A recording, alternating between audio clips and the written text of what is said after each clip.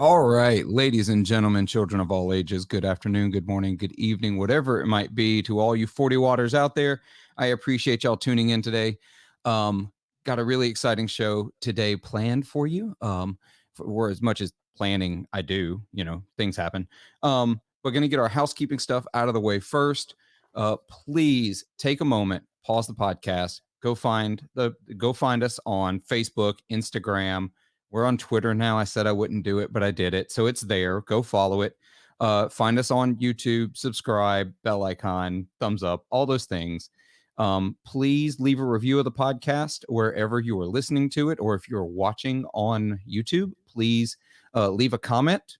You can say nasty things to me. It doesn't hurt my feelings. It'll be fine. Say great things if you really feel them. But please do that. A couple other links that are going to be down in the description of the episode or in the video description. Make sure to go check out. We have merch. We have t-shirts and stickers and other cool stuff. I also have my Reverb affiliate link down in the comments below. So if you click on that, you sign up for Reverb. Anything you buy at no cost to you, I get a little bit of a kickback. It helps keep the show going. Hopefully one day I won't operate at a deficit. We will see. I doubt that'll happen, but that's great. Every little bit helps. And lastly, we do have a Patreon, patreon.com/40watt podcast, where for as little as $3 a month or as much as you want to give, you can help support the podcast. And I do try to give some of that back in the way of donating to charity. So 25% of all of this year's proceeds will be donated to St. Jude Children's Hospital. So I really hope you'll consider supporting the podcast and at the same time helping some pretty awesome kids going through a pretty terrible situation. And bam, under 3 minutes. I like when I get it knocked out that fast. So today's episode, I'm really excited to have Brian Wampler and Richard Oliver from Wampler Pedals and the Chasing Tone podcast on the show. How you guys doing? Doing good. How are you doing? Yeah, we're doing good here. Awesome. Good. I'm doing well, I think, most days. So, gigs are starting to come back, so that's getting better. Gigs. What are those again?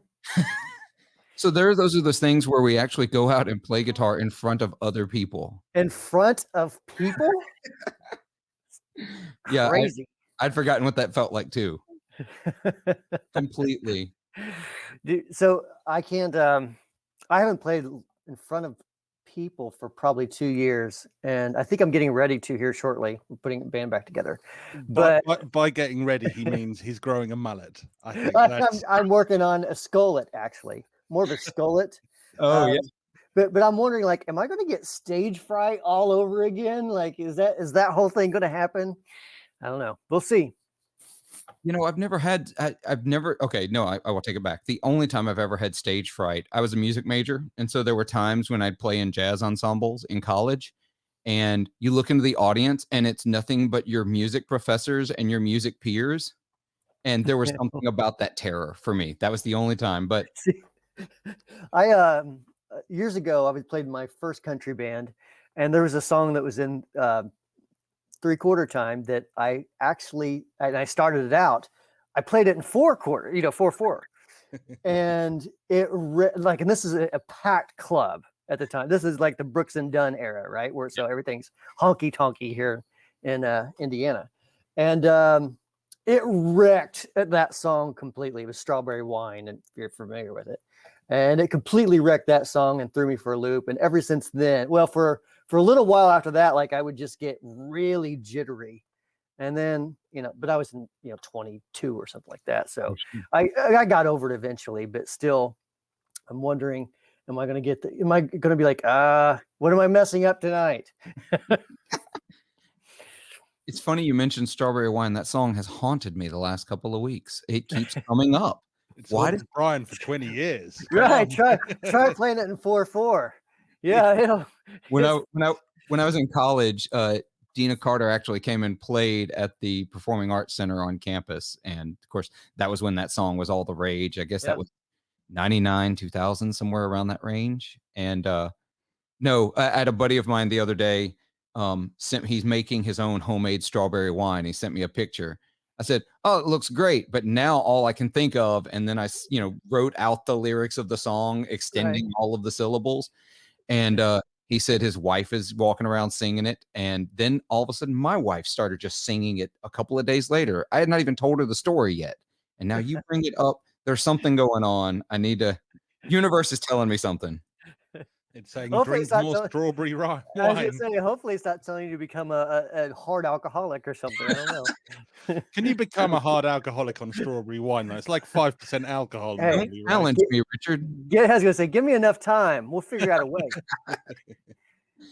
But so I had a couple of gigs last week, and I played an outdoor music festival, like small spread out music festival, a couple of weeks before that.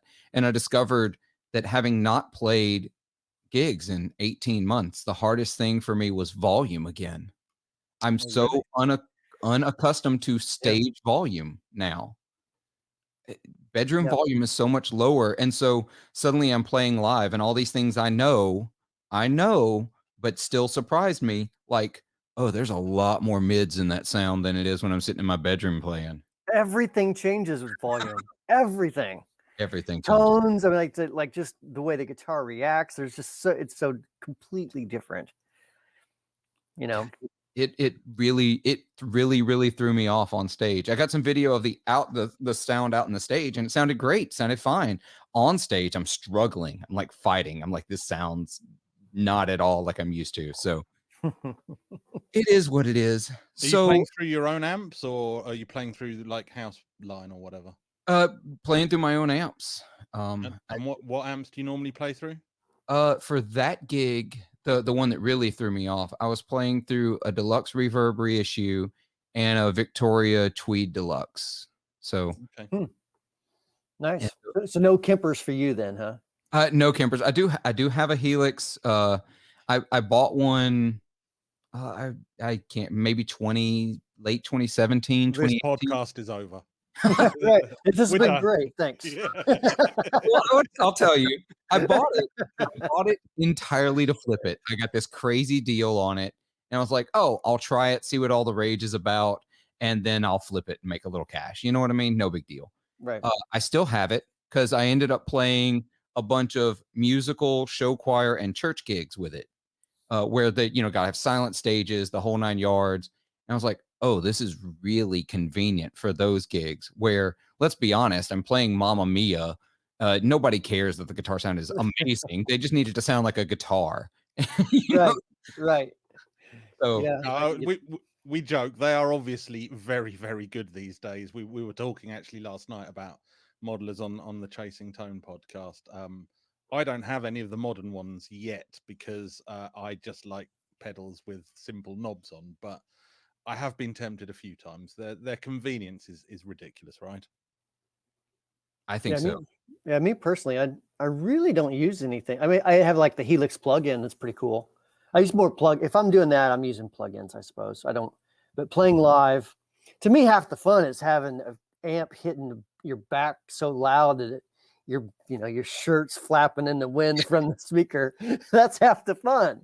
Or like my buddy in the 70s. Well, my buddy who played in the 70s, and he had this like late 60s dual showman on the like 215 cab that he'd play bass gigs on with that. And he can remember like multiple gigs where it would walk to the front of the stage and nudge him in his back because there was so much volume coming out. I don't doubt it. That's pushing a lot of air.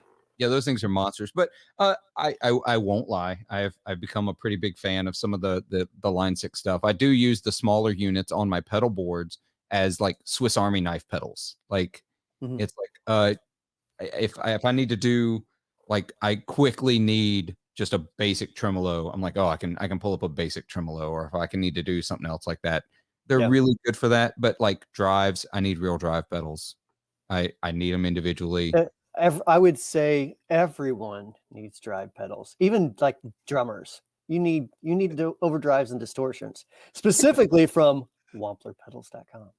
Oh yeah, so it's funny you bring up Brian. Your last name is Wampler. There's this company called Wampler Pedals. Are they related? No relation at all, but I've heard they're great. Brian makes sausage meat. We make sausage. So, do you have any vegan sausage? Oh Oh no. Brian loves his plant-based sausage. Oh, not a fan of the plant-based meats. Can't do it. Sorry. No, I It's don't. wrong. cheating. That's just cheating. That's like having an enchilada without beef. You It's know. as if we applied science to life, Brian. You know, Yeah. don't want to do that. Let's just apply brute force again. You know what? You know what kind of meats I like? Meat-based meat. That's my favorite kind. You know, I do hear that works really well. if it has legs, I want to eat it. You know. I've got a guitarist friend of mine who we went years and years ago. We went to have we went out to eat at one of the like 7 Mexican restaurants in town, right? I don't even remember which one. Because every town's got 7. I don't care if there are only 6 restaurants in your town, there are 7 Mexican restaurants. Right. So we went out to eat and he ordered nachos, meat and cheese. I was like, you don't want like peppers, like anything. He said, if God had meant for me to eat plants, he would have made them out of meat. That's a good question. How come we're not making meat-based plant food? Yeah. You know, I mean, I want some meat-based peppers and some meat-based salads. Yeah. You know, why aren't we doing that? Yeah, take that, Mr. I mean, we do have a chef over here, and he is internationally famous, called Heston Blumenthal, who makes like really, really weird stuff. We went to his restaurant, and one of the things we had was tea that when you drank it, it was both hot and cold simultaneously. It was like, how on earth has he done that? He poaches stuff in nitrous oxide. Nitroglycerin. Totally different experience. Wow. But the nitrous poached stuff is crazy as well. Yeah. I'm sure he has made fruit out of meat at some point. So that's pretty close to your meat-based plant there. I don't know. Somebody should go the nitroglycerin route now. Yeah, that's it. Yeah. I mean, that next day is pretty quickly. explosive. Special chili. Yeah, that would work for you, Brian. You've got 7 Mexican restaurants, haven't you, Brian, in Martinsville? They're all called chilies. Yeah, right. Right. That's pretty true, actually. Gosh. So yeah, but being serious, well, not ever really being serious, but you know, it's kind of your fault, Brian, that I got back into pedals. I'm going to go ahead and tell you this. So I told the story many episodes ago, but if anyone's actually listened to me for more than 1 or 2 episodes, you may remember, and God bless you. But I played the same basic pedal board for like 10, 12 years. You know, I didn't change much. It was always like a tube screamer and or like a full tone full drive, which is 2 tube screamers. I get it. A wah pedal, a delay pedal, and a tremolo pedal. And that was my basic pedal board. Sometimes it was not tremolo, it was a univibe, which is my favorite effect of all time, period. But I was fine. I wasn't tuned into the gear industry. I didn't pay attention to any of that. I played that pedal board into a vintage super reverb. So like a early, late 60s, early 70s super reverb. Yeah. I have 2 of them. There's no reason for anyone to have 2 of them. Well, you got to run stereo. See, I have done it.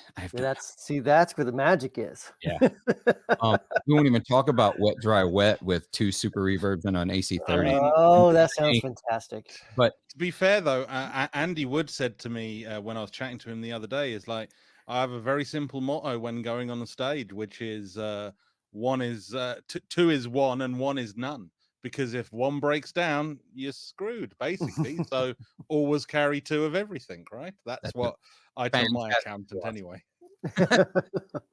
So I played that pedal board until I saw one of my friends on Facebook selling a Wampler Clarksdale. And I messaged him and told him I wanted it. And he was like, awesome. He was like, it's really good. And he started to describe it. I said, I don't care.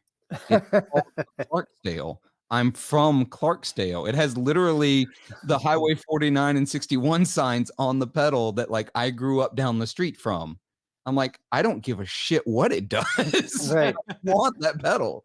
So yeah. And suddenly I discovered Wampler pedals. And from there I started to discover all because your pedals had been around for a little while there, but like the most branching out I ever did was the full tone stuff. That was like, as non-boss and Ibanez as I ever Right. got.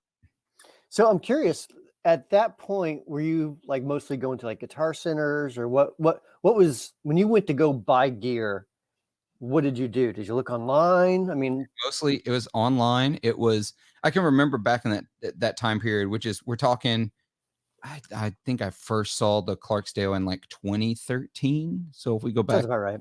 yeah. Somewhere around there. So at that time, we had this tiny little music store in Clarksdale that I still love. But it's mostly a consignment or resale store or used music store. He doesn't, I think he carries some Dan Electros that are new, but the rest is pretty much just whatever happens to be in there at the time. So whatever I stumbled across there, and then I was a very active member of the Seymour Duncan user group forum. Oh, gotcha. Okay. So I'd buy from there occasionally. And of course, the gear page existed, and I had an account on the gear page. But at that time, I'd go to like the gear listings there. And out of like the first 25, say, amps or pedals, I would have heard of one of the companies. And so I just stopped going. I'm like, Right. way outside what I can afford. I was at that point, I was a working guitarist in a small town, which meant I made almost no money. I barely was eating and paying rent and those kinds of things. So, Right. and so that's what I did. That's how I found gear, was people talking about it either on the Seymour Duncan forum or it just came through the shop. And then at some point you got this magic Firebird behind you. Oh, I knew that was coming up at some point. Every time you move, I'm like, oh, Yeah. man, I like that thing. Yeah. I'm chained to my headphones, or I would go get it. That Firebird's actually partially your fault too. Oh, So you're such an enabler, bro. So what you're saying is I partly own it, right? Is that what you're saying? I mean, sure, you're welcome to come down and play it anytime. Just give me a heads up. Don't knock at 2 a.m. Can I get it every other weekend? Anything like that? Joint custody. Every other weekend and Wednesdays, something? That's the Epiphone inspired by Gibson Firebird. So amazing value for money in that range. Yeah, no, I went down and I tried it out. I've got a video on YouTube where I give a review on it. And at first I wasn't sold on it. I had a buddy who had it in the shop, and I was like, I watched Trogley's video on it where he like broke it down, and he's like, oh, it's actually neck through. It's not some weird like set neck that they make look like neck through. Right. Which sounds exactly like something Gibson Epiphone would have done previously. But no, he broke it down. I was like, okay, I really want a Firebird. I really can't afford a Gibson right now. And let me go give this thing a shot. Didn't play great. And the strings were old as hell. So I knew the guys at the shop. I said, hey, can we change the strings on this and set it up just to get in there? Like, yep, let's do it. So we did that. Suddenly I loved it. I brought it home. I did another setup on it because the intonation was way off. And, get it really playing. Did another tweak on the truss rod to just kind of get it to settle in. And now that thing, it plays better than my buddy's Gibson Firebird Studio. You're not helping my wallet. You touched the truss rod. Are you a wizard? Nobody ever touches the truss rod, dude. So part of being on those forums was that I lived in Clarksdale, Mississippi. There aren't a bunch of guitar techs running around. If you wanted a pro to work on your guitar, you've got to drive to Memphis, Tennessee, and then you've got to drive again to pick it up. So you learned how to do a lot of that stuff on your own. So I do everything short of fret leveling myself.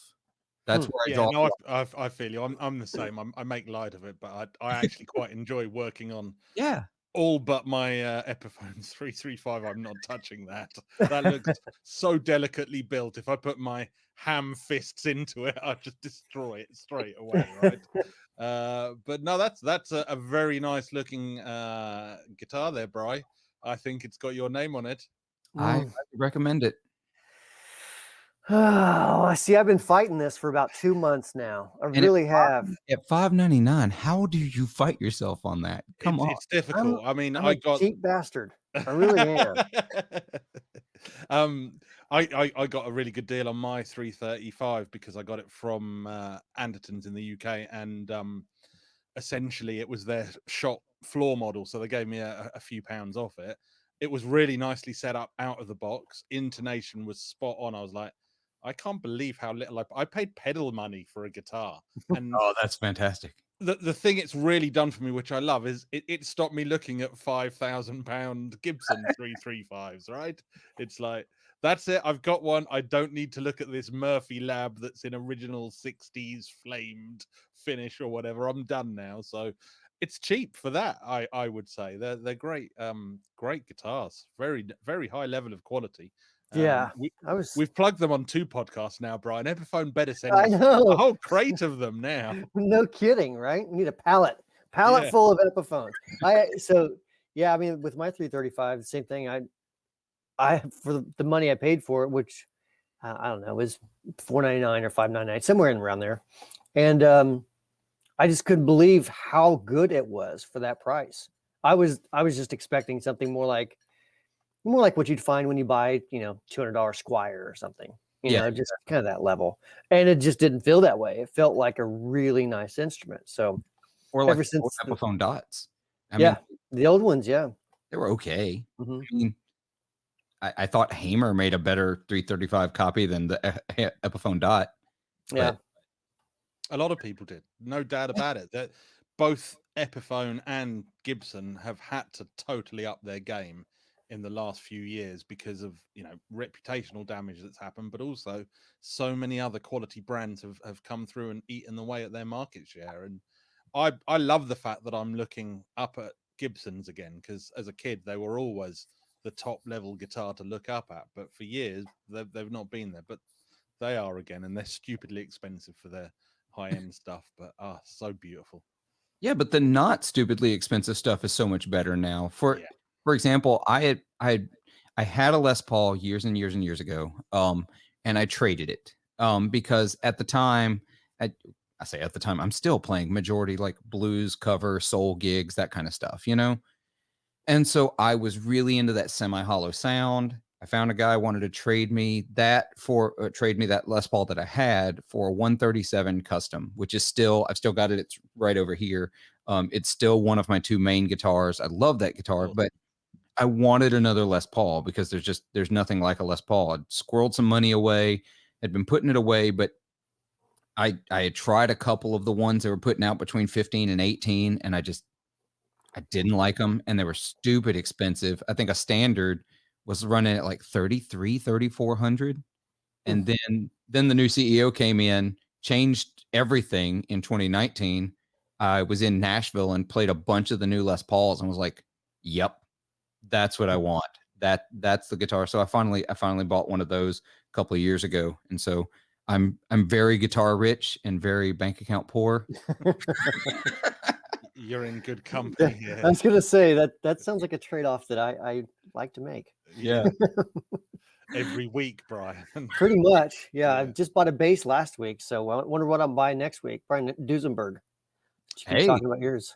Now we're talking, Brian. Yeah. Now we're talking. I see the 335. It took about, I'm gonna say, 3 weeks of every single day Brian texted me saying, Literally. "Dude, you will not believe how much I love this guitar." I mean, he actually had a bit of an existential crisis, I think, because he fell out of love with Telecasters, and I think for at least a week, I would say, you were questioning reality. You were kind of, am I even Brian Wampler? Do I even like guitars? It's like, what's going on here? Maybe I should get out of the pedal business. Yeah. Maybe sausages aren't such a bad thing. And then, weeks of him beating me down, and I found myself like every now and then like looking at them on the websites going, yeah, I can see why he likes them. And then he'd send me a video, so could you check this video? And of course he's playing it. I'm like, you're not helping me here, Brian. And then like within 2 weeks, he's ringing me up and I'm like, I'm looking at them now. I'm going to buy one. Go away. Leave me alone. and I did that. And I don't regret it. So I'm now working on him for a slightly more expensive Duesenberg style player, because everybody needs to try one of those at some point, Brian. I have a different one that I will advise than Duesenberg, though, because I am fully on board here. The pulpit at which I preach is the Church of Novo. If you have not played a Novo guitar, I have not. you need to, because so I had once again, it takes for like I guess now I have a few, so I can't say that, but it takes me years to get to a point where I'll buy a high dollar guitar, right? Mhm. Because I have to justify it to myself, and it takes me a while to squirrel away the money to be able to really to get it. So I had been putting away a little here and there because I knew that I wanted a 40th birthday guitar. Like I've known this since I was 20, that for my 40th birthday, I wanted a big guitar, like something that I would not be able to get under normal circumstances. And for a long, long time, that guitar was I wanted a 1980 Gibson ES175. That's what I wanted real bad. It's my birth year. I was like, that'd be the perfect. Then I played Novo.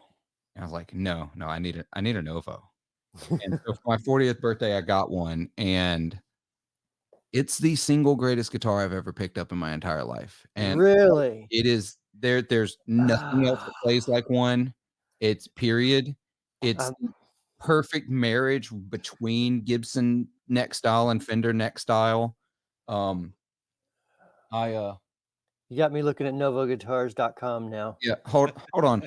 This is gonna be great podcasting, but I'm gonna walk over here and I'm gonna taunt you with it. 1 second. I felt the same about the Duesenberg, though, to be honest, Bri. I have to admit, when I picked that up, I was like, this is the one. Okay, so it's the All right. So as I get my ears back in so I can hear what I'm actually saying. Yeah, we were and- saying some really awful things about I'm you. sure you were. I'm sure. So I ordered this in August of last year. And you can order with light relicking. I am one of those people who likes relic guitars. It's not everyone's ball game, but I am a huge fan of these guitars. Is the neck Relic too? Yeah, well, it's like, yeah, it is relic. nice. But That's what I like, is that the neck Yeah. feels like an old neck. It does. It really, the only thing that's not relic, and this is just a very, very mild gripe. The binding is very, very white. Now down here it gets a little cream colored, but here it's just really, really white. But it'll happen. It'll age eventually. So yeah, that will age pretty quickly. I mean, Yeah, I've got a 20-year-old Les Paul, and my white binding is definitely no longer anywhere near white. So yeah, that'll happen. So that's a really nice looking gold, though. It's like a kind of bronzy gold over a sunburst, is it? that's it. So I did a 3-tone sunburst because I'm a traditionalist. I realized that I am a boomer that's not a millennial boomer when it comes to guitar styles. I like Gibson. I like I was Fender. going to say that's not a traditional looking No, guitar, right? But so I got the sunburst as sort of like the nod to Fender. Yeah. With gold top gold over it and aged as that nod to Gibson, and so including the headstock, which is black with gold writing, very Gibson-esque. Right. But I really like those traditional Gibson shapes, though. I mean, I've struggled with offsets and those types of shapes for a long time. They just don't feel like the standards to me. Like, I'm like, this doesn't feel like a Telly, or this doesn't feel like a Les Paul. What is this strange thing? Yeah, but then you got the 335, and your whole mind was opened up to That's the thing. new shapes. I got the 335, and I'm like, has anybody put B benders in 335s? I dig the offset shape. My daughter's got Yeah. a Fender, I forget, maybe a Jaguar or a Mustang, but it's a short scale bass essentially. But it's really comfortable to hold. So that's why I started thinking about the Squire Bass 6, because it is that sort of offset shape, kind of like my jazz bass is a bit of an offset. They're very comfortable to hold and play when you're standing up, Bri. So, I like the balance of them. I'd never heard of those Novo guitars until the now. balance. So by balance, you mean like when you throw it around your neck, it stays. They're designed not to be able to be thrown around. Well, if they're balanced right, you can just start it and it'll just keep going on its own. Keep going in a circle, right? I think you need to try that with your 335 now. Yeah, don't. Too risky. Too risky on that one. But the other thing I do like about the Novo, the body style, they use tempered pine instead of ash or alder. And that guitar, though it's huge, is 7 pounds. Wow. Yeah. Yeah. Yeah, I actually like the tone of, I mean, there's, the whole tone wood debate, but pretty much every Pine Telecaster I've played, I've really liked. Yeah. Just the resonant sound of it even. Pine's a great wood for guitars, Mhm. definitely. It is. I guess the reason more people don't do it is because you do have to temper it, or they're torify it, or whatever their marketing term for hardening it is. Right. They can say whatever they want because it's such a soft wood. It's gonna do weird things if you Yeah. don't. Yep. I love that guitar. I highly recommend trying them out next time. And you've got dual P90s in it. I do. Kind of traditional looking, but how do they sound? Meaty. They're real meaty. Granted, like every P90 on the planet, they're a little noisy in certain situations. I get really good at flipping to the middle position to cancel the hum in certain situations. Like, oh, that quiet section's coming up. I better flip down. Right. What you need is a Wampler gearbox, because I tell you, the noise got no. Yeah, Funny here's that I'm making the noise gate. Yeah, but I tell you, it when it came. So I got the pedal, a couple of months before it was released, so that I could start writing the marketing and whatnot on it. And I didn't touch the noise gate. I was like, I've had one of these on another pedal. I didn't like it. It just killed all my tone. It made everything sound like a millisecond long in terms of sustain.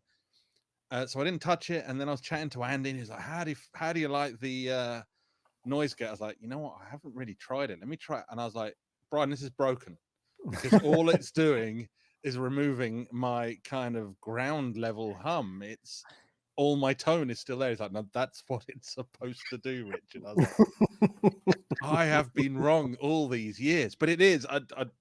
Regardless of who made it, because I'm biased, but it sounds great. And if you've got a passion for P90s or single coil guitars, definitely try one out, dude, because it kills everything else so nicely, but it sounds absolutely perfect, right?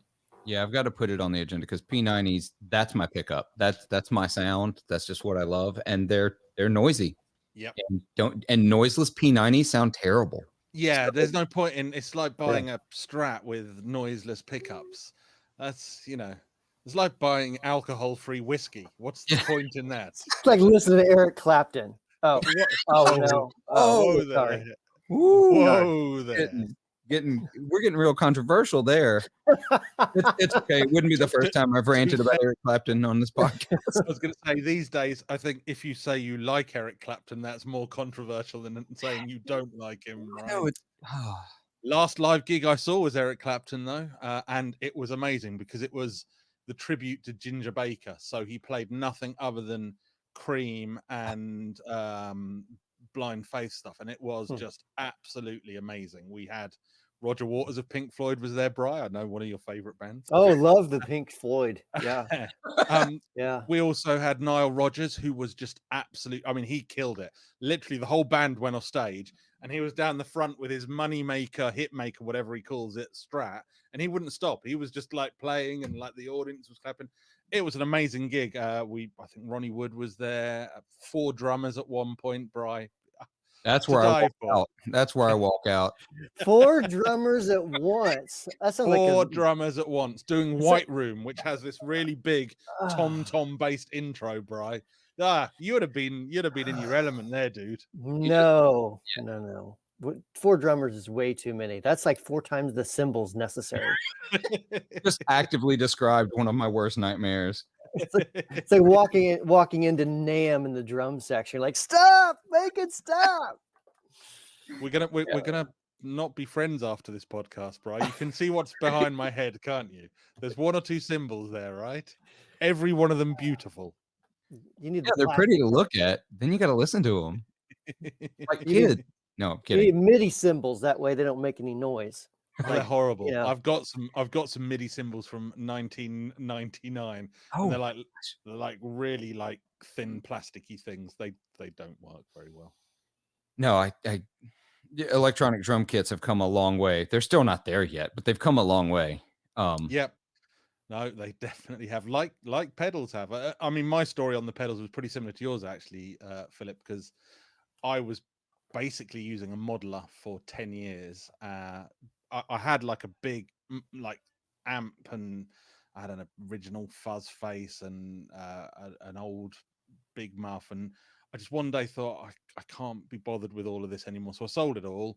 We moved house, so I had to downsize a little bit anyway, and I just ended up plugging into the Line 6 and using my computer monitors for, like, I'm going to say the best part of 12 years actually. And over time my hearing degraded, and I was like, this is terrible. What am I doing to myself? So I went out and I bought, the first thing I got was a because I'd played a few electro harmonics pedal. I bought like a 3-in-1 pedal. It was called a Tone Tattoo, and I think it was a metal muff with a terrible noise gate in it. It was a chorus and an analog delay, I think. So it kind of got me started on it, and it was okay. It was better than the modeling. And then I discovered I had an old like Laney amp, tube amp, and I plugged that in, and it was like 15 years old. I was like, this is the sound I want. So I got back into the tubes, got back into the pedals, and then I went to the local guitar shop. I was like, I kind of want a Rat. And so they said, we don't have one. And they showed me a Moore Black Secret, which is a Rat clone. And they said, you might also like this. And so they showed me a Wampler Sovereign. He said, this is and sorry, Brian, but I have to use the word, this is a more transparent overdrive. You might like this if you want that kind of Eric Johnson sound. And I was like, well, I'm not sure I do, but let me listen. And I was sold straight away. I was like, I love this. This is the sound that I've been after. And then, yeah, fast forward kind of 3 years, and I'm working on the pedals. But yeah, I had my time in the wilderness too without a decent pedal board. Never again. Yeah. So, Brian, how did you get into making pedals? I know you played guitar for so long, and like you are like, I don't want to say poster child, but don't make me spit out my water there. But it's like I know it's that a horrible poster. Yeah. Like, this is very Can much they find like, a better model? Yeah. I don't think, and so you can correct me, you didn't like go to school for electronics or anything like that. You just started working on pedals and like just got obsessed with circuits.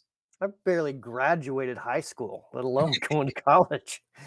But no, I mean, yeah, I just literally used the internet and learned a little bit about electronics, enough to buy a soldering iron, start pulling out parts and pedals, and wonder what happens when I change this capacitor. That's kind of where I started from. And then, you know, same sort of thing, learned how to read schematics, and then just bought, I don't have one close to me or anything close to me, but just a breadboard that kind of allows you to make circuit really quick without soldering. And so I would just look up schematics, make the circuit real quick, and well, what happens when I change this, or what if I take this part and move it to the other side of it? You know, I would just experiment for the longest time. Did that, golly, years. I mean, it was just a long time. That was all I did. Whenever I wasn't working, I was just messing with breadboards. And eventually, like I was doing modifications for people, and had people asking me to build some pedals. And so I built a few pedals, and then I had a retailer that asked if I would sell them some pedals. I'm like, I guess so. And pretty much I kind of got shoved into the business of selling pedals. But I mean, that wasn't really the intention. The intention was I was going to be a guitar player in a band in Nashville. That's what I was trying to do. But every time I show up with a pedal, you know, people are like, hey, dude, can I borrow that for a while? So I started selling a lot of pedals in Nashville. And yeah, that's really kind of how the whole thing just, I mean, it seems like it snowballed, like, oh, it was easy. From there, it was just, you know, sit back and count how many hundreds come into your account, you know. But, you know, it's just slowly, little by little, a lot of persistence, really. Persistence, being at the right place at the right time. It was a good time to start a guitar pedal business in 2005, whatever it was. Yeah. So, you know, it's just like the cusp of it all starting to really start to blow up, really start to it was the same, like literally it was like me, Josh Scott from JHS, Jamie from Earthquaker, a couple businesses like that. We all just kind of started at the same time. We were all hanging out on the same forums talking about electronics, and you know, we just all kind of stumbled into businesses, I suppose. It's such a weird, that time period is so interesting to me. So Josh Scott's an interesting case because, you know, He's from near here. He's from Alabama, but he was living in Jackson when he first started. I still go to the guitar store he started selling out of for the first time, and I bought one of those. Like, I'm pretty sure it was a JHS modded DS1, and I had it for a little while. You know, it was a Dymo sticker on a pedal to me, and ultimately, and Blake can be mad at me if he wants, but ultimately, DS1 is not my sound. Like me, and so I sold it off, and now I'm like, oh, if only I kept it. Oh, if only I still had that. But anyway, yeah, you're talking to the guy who sold his like 1970s fuzz face for like £300 about 50 years ago. So just before pedals became a thing. Yeah, it's and that's a whole other ballgame. I've ranted about the way people have fetishized harder to get pedals, especially when that circuit exists somewhere else, and you can easily get that sound from something else that's not nearly that expensive. Yeah. This is a topic that Brian is very passionate about. He's probably keeping his blood pressure down using yoga breathing techniques right now. Because in a minute he's going to tell you it's just maths. There's no magic. It's just math. I'm pretty sure that this was a Josh Squat. Josh Squat. I like the name Josh Squat. It's a Josh. Considering how tall he is, I think it's very appropriate. I'm going to start a new company, Josh Squat Guitar Pedals. You could create a new exercise, the Josh Squat. But he said once, he said, "We sent a man to the moon. We can recreate a guitar pedal circuit." Right. This isn't like the highest of wizardry here. This is a bunch of diodes and resistors and transistors, and yeah, it really is that. I mean, it sounds pretty simple, and it really is fairly simple. The electronics for pedals are not that extravagant most of the time. But people like to believe in magic. People love the myth, the romance. They do. Vintage componentry. Yeah. I'm not good at keeping things that suddenly explode like that. Like, for example, I had for a while a JHS Klon, and I loved that pedal. One of his that he made when they'll stop making them. And it is a point-to-point replica. There's been no qualms about it. That's what it is. It's exactly the circuit. And then like Josh put an episode out a while back of his show where he like compared that crazy Klon number 2 that he's got to his replica, and it was spot on. It was so perfect that he was like, "I promise I'm switching between them. I promise." And I was like, "Oh, I've got one of those in that bronze casing." I went on Reverb and I was like, let's just see how stupid people are. And if the person who bought it listens to this podcast, I'm very sorry. But I said $1,000. It sold for $900. Wow. $900. By the way, that one I sold is back on Reverb right now at $800 from the guy I sold it for to. And we still got that tin of gold paint in those housings. We do, yes. I'm pretty sure we can corner this market, my friend. Can we call it the Quan? Is that what it's called? From Josh Squat? From Josh Squat. The Josh Squat Quan. Josh Squat Quan? That's easy for you to say. But it's really infuriating when people get so I don't know. I get right up. It doesn't make sense. Yeah, next to there are no new circuits, that will make Brian have literal palpitation. Yeah, that's not true either. Yeah. Everything you make is a tube screamer. Not true. Another favorite of Brian's. Which is funny because the one that brought me to your pedals is the tube screamer. Yes. Several other common tropes that Brian fights on a weekly, if not daily basis, right?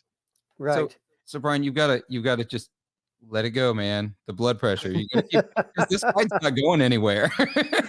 But first of all, a tuner is a necessity. I don't care what education you have. You need a tuner. My gosh. So when does the Brian Wampler tuner come out? And it obviously works better. I've had people ask us about tuners, but The reason why I have not put out a tuner yet is because how do you make a tuner better? I mean, I mean- I wonder if the answer is to put it in a wah pedal so that you're taking 2 pedals into one, Bri. It's been done. Ah, dang. It's been done. Yeah, I don't know how you make it better. I mean, I used the venerable TU2 until actually it didn't even break. I just sold it when I didn't need it anymore, and I got the D'Addario because it took up a little less space, and so it's still working. It's still on a buddy of mine's pedal board that I talked to today. That pedal's been going for 15 years. Yeah, I I've got use a this Boss TU12, I think, that's T12. 21 years old now, probably. Wow. So yeah, Yeah, sorry, I've got a Sonic Research that I like a lot. I just like strobe tuners, and it's got like a LED strobe type thing. And I used the old version for years, and they came out the new version, and I bought that, and it works great. It works really well. And so that's my thought. Like, how do you improve this? That's a Someone crutch, says, "Why don't you make a tuner?" I'm like, just buy that. I can't make it sound better. I can't. What am I gonna do? This tunes it out of tune, like so it sounds better. I mean, that's not gonna work. Maybe that's the trick. You've got to find a way to make the tuner sound better. How about this, Brian? How about this? A pedal where you plug a guitar in, and no matter how out of tune it is, the output is in tune. So an auto pitch tuning shifter. Yeah. Isn't that what the Variax does with Line 6? The guitar? Maybe. It probably does if it's a MIDI or anything like that. Yeah. There we go. We've invented a new tuner. I'm copywriting that. All right, there you go. That's one way to do it. Send you my bill for research and development consulting. Yeah, that's fine. But so I wanted to bring this up, and I said I would because I was talking when I talked to Blake last night. I mentioned I was going to bring this up because obviously I listen to Neil's podcast. I really enjoy it. And at the risk of Brian either just turning his camera off in frustration or falling asleep, Richard, I watched The Wall a couple of weekends ago. Not the album. I watched that movie from '82. What the hell was that? Let me have a look here. What the hell was that? Hold on a minute. I am not a Pink Floyd listener. So that's the Alan Parker film, starring Bob Geldof, right? And correct. I mean, firstly, and without casting aspersions on your good nature, were you either drunk or high when you watched it? No. Well, then you've got no chance. then you've got no chance. Forget. I mean, no. I actually saw that for the first time because my brother really liked Pink Floyd, which is kind of how it sort of started sitting with me. And so I watched that when I was about 13, and I had a much more severe reaction. I was like, "What? How?" But the animation pieces in it drew me in. So you've got these beautiful animations by Gerald Scarfe, and they are absolutely fantastic. Yes, as a sort of teenager, when I was experimenting with the fungibles, no doubt those animations became better. But it's actually a really powerful film. I mean, it is a 2-hour long like rock video, basically. It's a concept, but it's a very high sort of brow concept with a lot of personal stuff from Roger Waters. Brian, you'd be asleep within 10 minutes. I guarantee it. I'm sure that movie's great. It's no Rad, the BMX movie Rad. It's nothing nearly that good. Not BMX Bandits, is right? It? Yeah, I mean, when the Karate Kid starts riding BMX bikes, that's a pretty damn good movie. You know what I'm saying? But the music, Philip, the music is what matters. The music was great in Rad. That was totally great. Yeah. Well, if we're gonna go down the Ralph Macchio train, you got Crossroads, which, come on. I've never seen it. I've actually, I've got it on. And the weird thing is I was that kid in 1986 who went into school with a little kind of bit of blanket that I'd torn up and written like fake Japanese symbols on, pretending to be the Karate Kid. So I loved the Karate Kid. It was my jam back in '86. But somehow Crossroads just passed me by. I've actually got it on, I don't know whether it's on Amazon or on iTunes or whatever. I bought it to watch one weekend, so I cannot wait to watch it because You Steve got to Hurley. watch that. That's Yeah. a great Yeah, movie. Yeah, no, I remember it at the time, and it just passed me by, dude. So It I was will filmed watch it. not far from Clarksdale, actually, in a little town called Beulah, Mississippi. I was too busy watching The Wall, and that just took out The Wall and BMX Bandits, and then what else are you gonna fit in? This explains so much now. I understand so much more about you. I can't believe I told you about the blanket headband thing. Dude, someone's gonna mock that up at some point. This is Oh, this geez. podcast is so good. We get to those deep-seated issues. You were born in 80, so you're a little bit too young to remember. But Brian, you remember the whole kind of like how fashionable like Japanese stuff became. Like kids were walking around wearing kimonos at school in the Yeah. UK. It's like I'm 5 degrees, and they're I'm wearing like. sensing a new merchandise section of Wampler pedals. Oh, I like it. Kimonos and headbands. Oh, that won't cause a ruckus at all. But I mean, it extended to like the early 90s. I had my first trip ever to New York to visit my family. I came back with like kind of 3 or 4 things: Oreo cookies, Goober grape peanut butter and grape jelly, ninja throwing stars, nunchuckers, and like any other ninja things that I could get through customs back then, because it was the thing, right? That's what we were all into back then. Well, even into the 90s, that trend continued. You had like teen ninjas and 3 ninjas, and like if you could put something ninja in front of it, they made a movie about it. Yep. You could even be a turtle, and they'd make Yeah. a movie about it. I loved the Teenage Mutant Ninja Turtles. I was completely and utterly obsessed. Completely.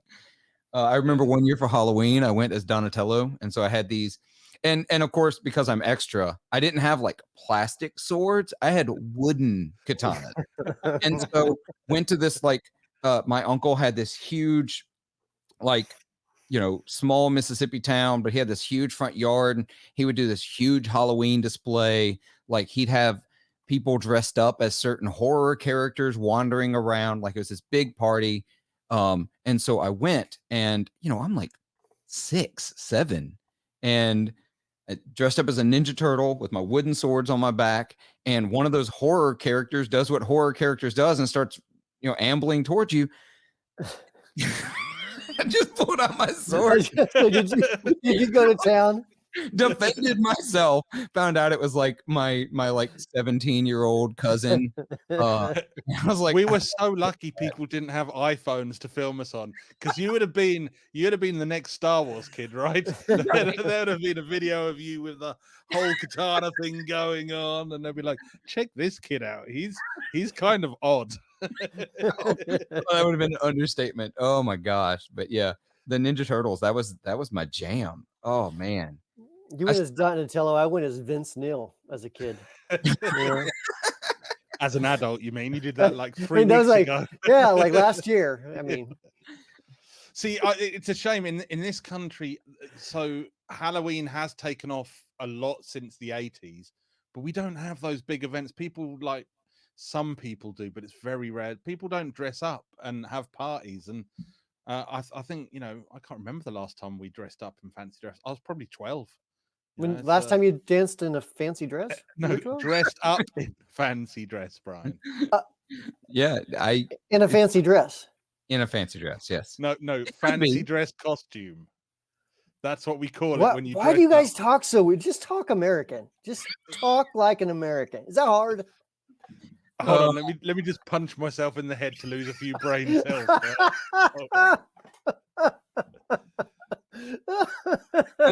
Earlier you said you talked about moving house, and I love that phrase. It's not a phrase Americans use. Moving house. We just say moving. Yeah, because we understand that means you live in a house. Look, I'm moving now, though. How do I differentiate? Context of the conversation. Although I did notice earlier, I think you're having weekly conversations or daily with Brian with Americans is starting to rub off, because at least once you'd called it a 335 instead of a 335. Well, I am picking up the odd Americanism. I try not to, but Look, to be fair, I've got half of my family over in New Jersey and New York, so I love your country as much fun as I poke at it. I love most American things, so I will pick up those things every time I go to New York. I come home, and my wife's like, "Right, I'm going to give you 2 weeks, and you better stop saying y'all and Right. other words that you've picked up out there. It's not soda, okay? It's a Coke, all right? You know, it's not a sidewalk, it's a pavement. We're not So, drinking sweet tea. yeah, there is only one form of tea we drink in this country. So yeah. There's a girl, a young woman on TikTok who named Dawn. She's from the UK, and she just reviews American foods. Like, she orders them or has them sent to her, and she starts, and like, I'm learning so much from her, the differences like just in food. She discovered ranch dressing for the first time, and it changed her life. Oh, ranch dressing is nice, to be fair. Yeah. She tried it, and now apparently she orders it by the case on Amazon. Yeah, I told Brian I ordered like £30, as in money, not as in weight, worth of Cheetos, because you can't buy that anywhere. So I ordered like £30 is quite a lot to pay for like snack food. I got three little bags. That's all I got. £30. I was like, okay, they look bigger in the photo, but fair enough. But we can't get Cheetos. I mean, again, in the 80s and 90s, it was, you couldn't even buy Oreo cookies. Now you can get every type of Oreo cookie in the local shop, but there are still a few things we can't get. Dunkin' Donuts has never taken off over here, and they make one of the nicest kind of vanilla roast coffee that you can get. And I want them to come here, not for the donuts, because we got enough donuts, just for the coffee, but it's not happening. Although Wendy's and Popeyes are coming back to the UK. Well, Popeyes is coming to the UK. Wendy's used to be here. So we're going to get our square dose of cholesterol soon, Bri. Do y'all have a Chili's though? That's the question. Oh, no Chick-fil-A either. So Chili's is my favorite plastic food. Is it? It is. I call it plastic food, but I genuinely love Chili's. I don't know why. So I live in a little small town in Indiana, it's central of Indiana, and that's our fancy place to eat. Is Chili's. That's literally our fanciest restaurant. Do you wear fancy dress to go to Chili's? We get dressed up. Yeah.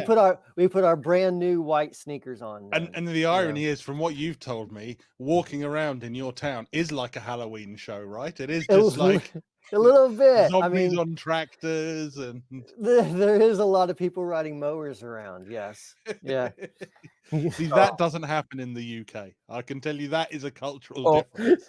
In rural America in general, being from Mississippi, a tractor is a valid means of highway transportation. It really is. It gets you everywhere you need to go, because you never know when you're going to have to go off road. Right. You know? And also, sorry I'm late, got stuck behind a tractor is a valid It's a valid excuse for why you couldn't make it on time. Yes. Yeah, I mean, a tractor, fine. A lawnmower, you know. Look, I've seen a guy get a DUI on a lawnmower. Don't start with me. That is illegal. Yes. And you know what? I wasn't that drunk when it happened. You know. Sometimes Amanda was do what you got to do. Right. I mean, you got to get to the liquor store and back somehow. You know. I once so I posted a little while back. So my neighborhood, I live in a university town, so it's a little different in that I live in a university town, but it's still a very small town. And we have a Facebook group for our neighborhood. And so they'll share, oh, so-and-so's dog is on the loose, or such and such, whatever's going on. One day, someone posted, someone's cow is loose in the neighborhood. And so I posted that on Facebook. And I said, tell me you're in a small town, without saying you're in a small town. And someone commented about the whole DUI on a lawnmower. And I said, I've seen that. I've seen a guy get a DUI on horseback.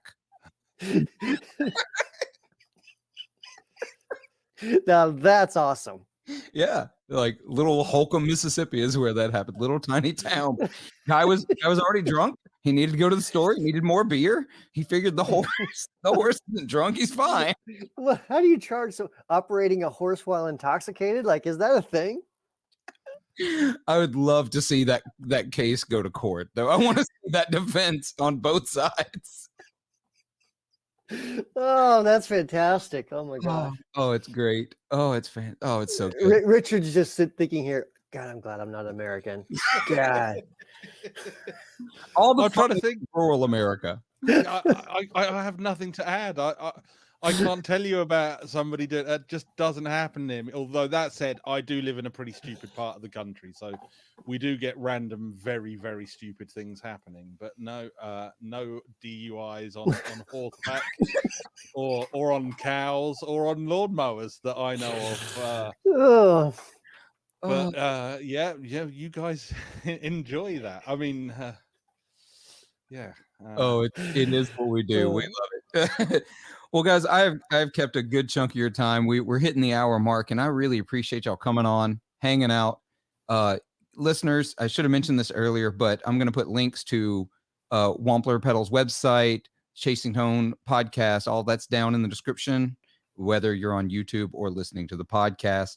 So you can find these guys. Make sure you listen to Chasing Tone podcast. It's hilarious, and it is almost rarely about gear. It's really not about guitar stuff that often. No, we talk about guitar stuff every week. It just goes off into the weeds very rapidly. We start at guitar stuff and we end up on UFOs. Yes. I mean, I'm just saying. Tom DeLonge, he was onto something. It made one of the guys from Blink 182. They were onto something. So right. you are preaching to the choir, my friend. No doubt about that. We can have that conversation till the cows come home, ridden by their drunken Indiana owners, by the sounds of it. It's been a pleasure, Philip. Thanks for having us on. Yeah, I appreciate y'all coming on, and listeners, I appreciate y'all hanging out this long, listening to the shenanigans. Remember, do yourself a favor, take care of yourself, be kind to each other, and try to sit down and make some noise.